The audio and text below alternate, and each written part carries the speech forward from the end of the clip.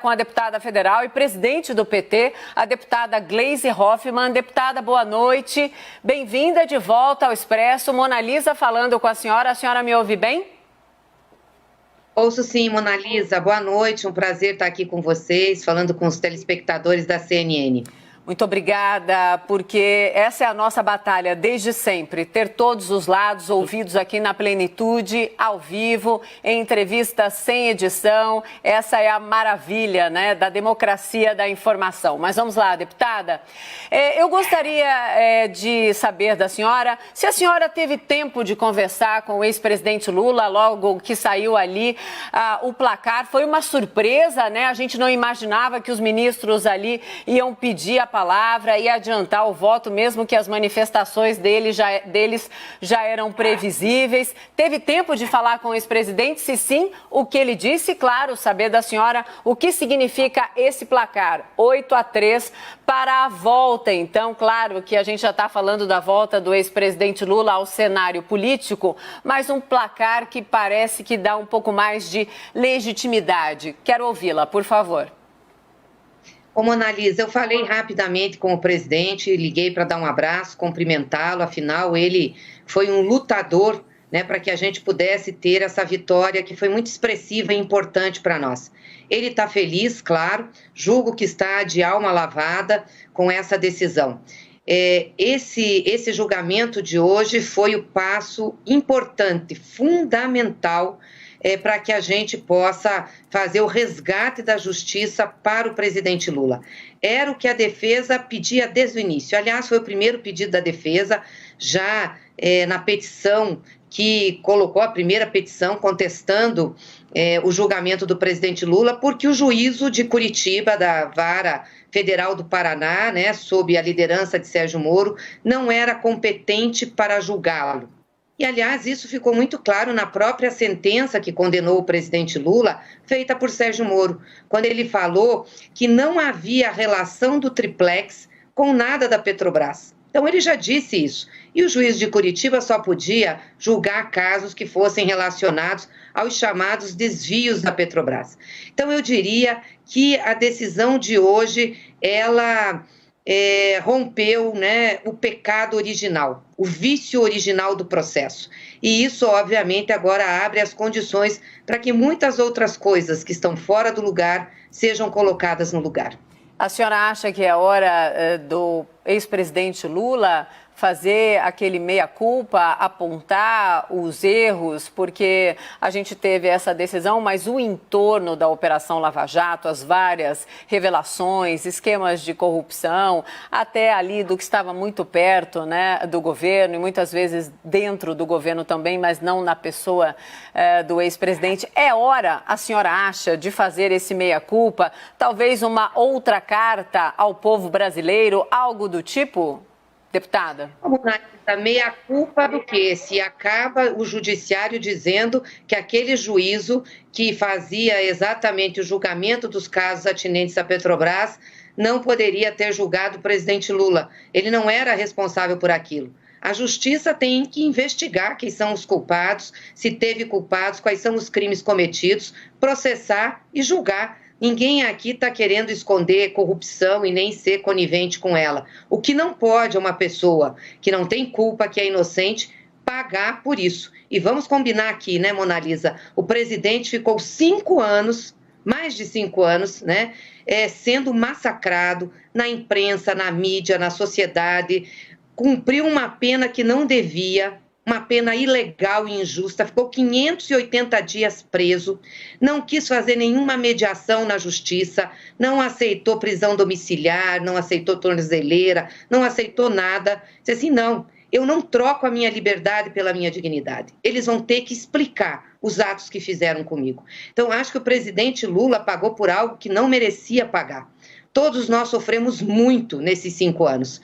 Era lutar contra a corrente, com uma hegemonia lavajatista de acusação, de dedo em riste, sem provas, né, de forma política.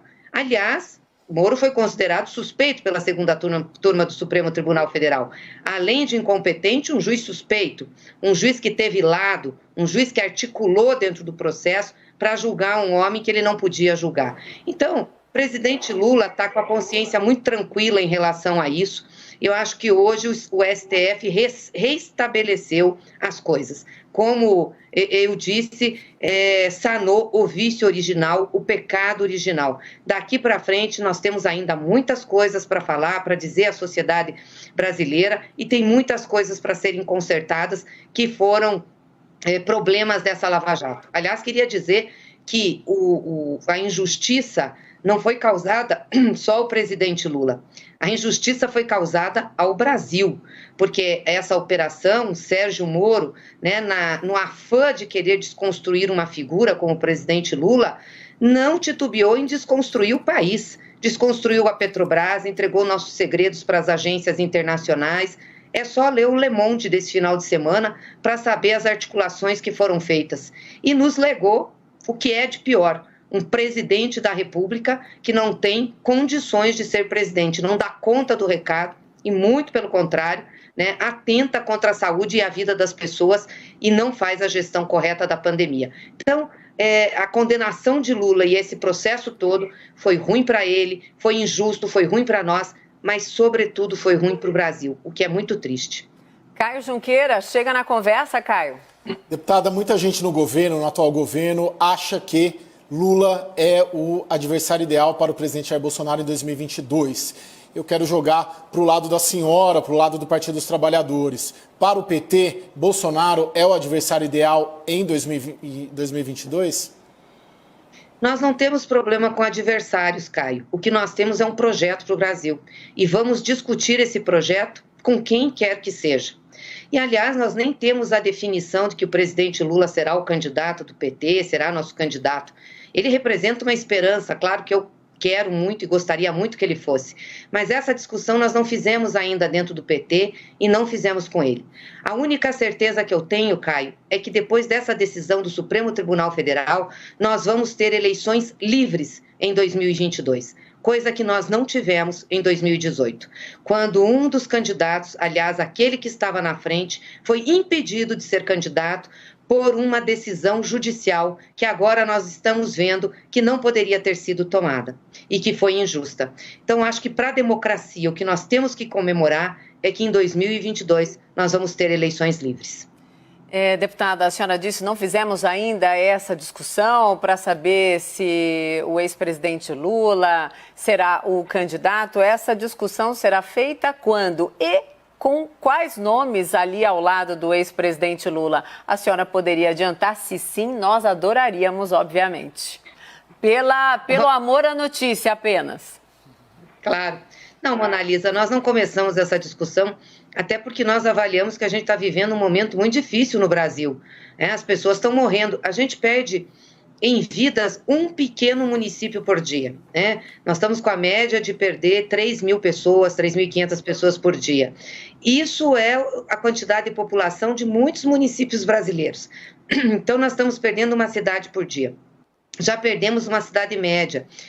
Os cientistas e também o nosso pessoal da área de saúde, nossos ex-ministros, dizem que nós vamos chegar em junho com perto de mais de 500.000 pessoas mortas, pela forma como está feita a gestão dessa pandemia, pela forma, diria, criminosa de jogar o povo contra o vírus, de não terem tomado, Bolsonaro não ter tomado as medidas corretas, não ter comprado vacina, não ter estimulado o uso de máscara, não ter feito isolamento social, não ter feito comitê com os governadores e prefeitos. Ele sempre sabia de tudo e sabe de tudo, fala toda hora o que ele acha e jogou o povo contra essa tragédia. Além da fome, da miséria que nós estamos vivendo no Brasil com esse desemprego. Então, nós não estamos no momento de fazer discussão sobre eleições. Nós estamos no momento em que o presidente Lula usa a sua liderança e a sua capacidade para aglutinar setores mais variados da política brasileira para a gente tentar sair dessa crise, ter uma alternativa para o Brasil. Não dá para continuar assim.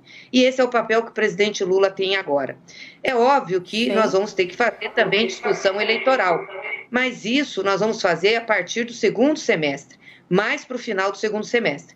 Eu vou reiterar aqui, a minha posição é que o presidente Lula seja o nosso candidato. Candidato do povo, candidato da esperança, que renova a esperança nesse país.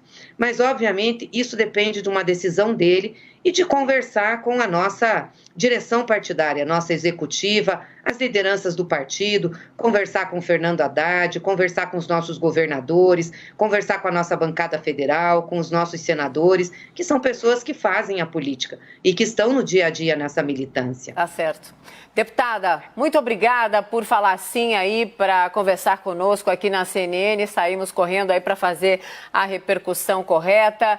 É muito bom saber que nós temos a interlocução sempre com os dois lados, com a plenitude da notícia. E esse é o diferencial da CNN Brasil. Muito obrigada e uma boa noite à senhora, deputada.